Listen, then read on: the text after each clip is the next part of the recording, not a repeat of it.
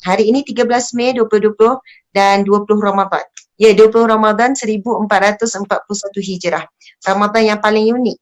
Bukan sekadar di Malaysia, di seluruh dunia. Jadi subhanallah, kadang kalau kita bercakap pasal rezeki, ia merangkumi semua. Daripada baby sampailah orang tua kan.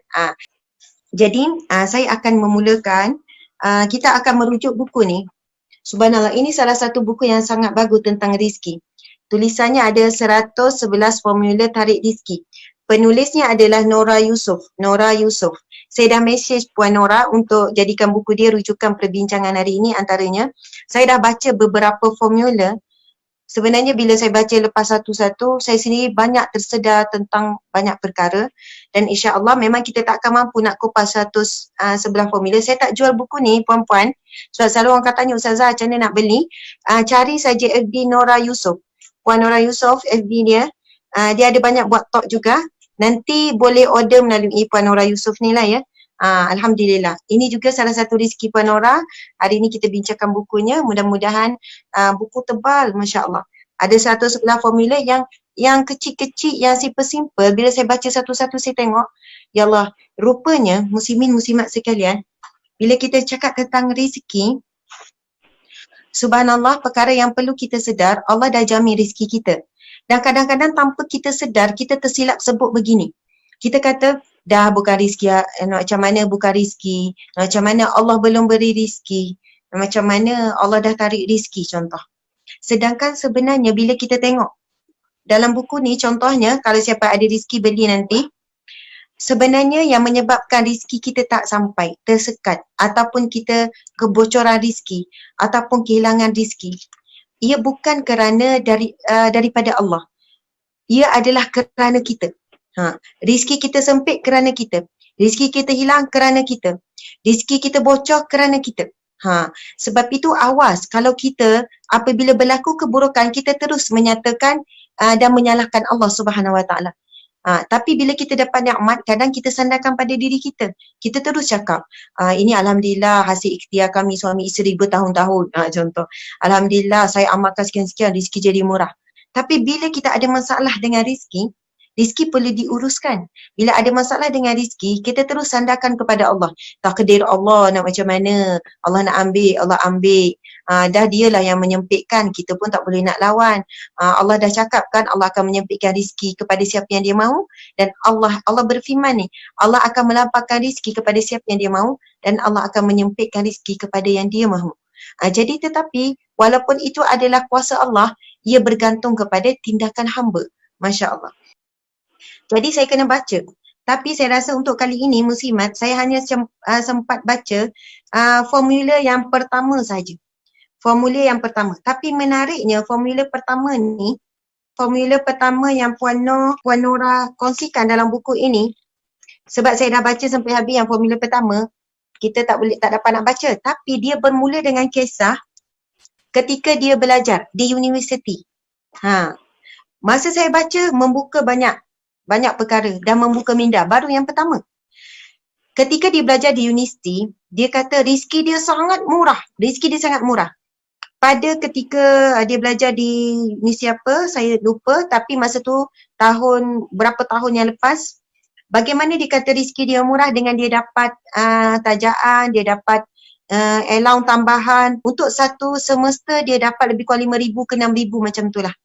Dah lah dapat allowance sekian, dapat tambah allowance sekian pula, gini. Macam-macam. Okey, kemudian dia cerita ketika daripada dia sekolah menengah, lepas tu dia masuk universiti, mak dia pun sebut, Nora ni rezeki murah ni, rezeki murah.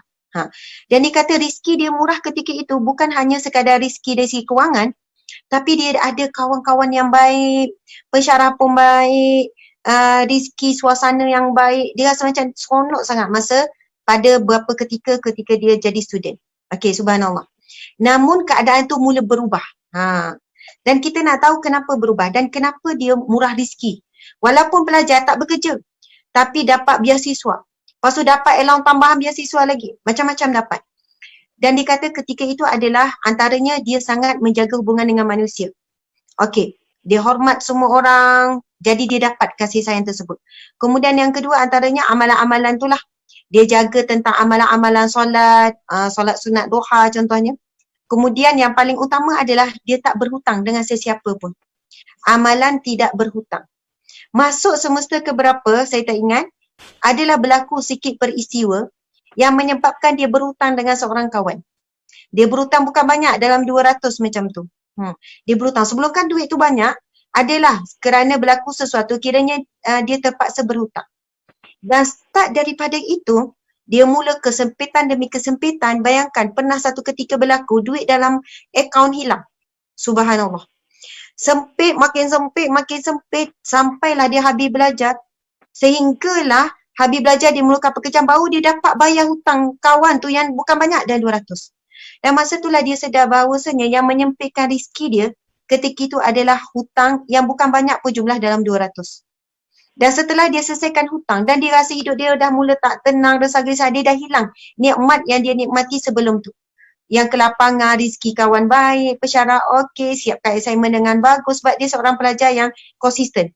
Tapi rupanya disebabkan hutang yang sikit saja jumlah tu tadi telah mengubah kehidupan dia. Rupanya hilang barakah hidup kerana ada hutang yang dia tangguhkan. Bahkan ada keadaan dia sebenarnya dah boleh lansaikan hutang kawan dia tu, tapi dia menanggungkan. Contoh, dia jujur bercerita supaya nak menggambarkan bagaimana beratnya kesan hutang terhadap hidup kita. Dan penulis buku ni, dia buat ni, formula ni dengan ada testimoni. Maksudnya, bukan saja-saja teori tak. Dan subhanallah, ada banyak kes yang ikut hutang 3,000 dengan yakin, dengan tenang, buat semata-mata kerana Allah, minta pertolongan, ya Allah, aku sedekahkan di jalan-Mu, ya Allah, bagilah kepada mana-mana. Institusi pengajian ke, kepada orang susah ke, orang miskin ke, orang memerlukan ke, ya Allah, bantulah aku untuk lepas daripada belenggu hutang ni. Masya Allah, subhanallah, rezeki yang tidak disangka-sangka Allah beri. Akhirnya dia boleh lansai hutang 3,000 itu lebih cepat daripada jangkaan. Antara punca rezeki barakah atau tidak, iaitu dalam bab sifat amanah. Dan dalam buku ini bila saya baca dia kupas, saya sendiri terasa. Sebab dia kata antara punca rezeki kita sempit adalah kita memiliki sifat munafik. Bila dia bercakap, dia menipu. Kemudian diberi amanah, dia khianat. Kemudian yang ketiga, apabila dia berjanji, dia tidak menunaikan. Jadi di alam pekerjaan, 3 perkara ni menjadi cabaran.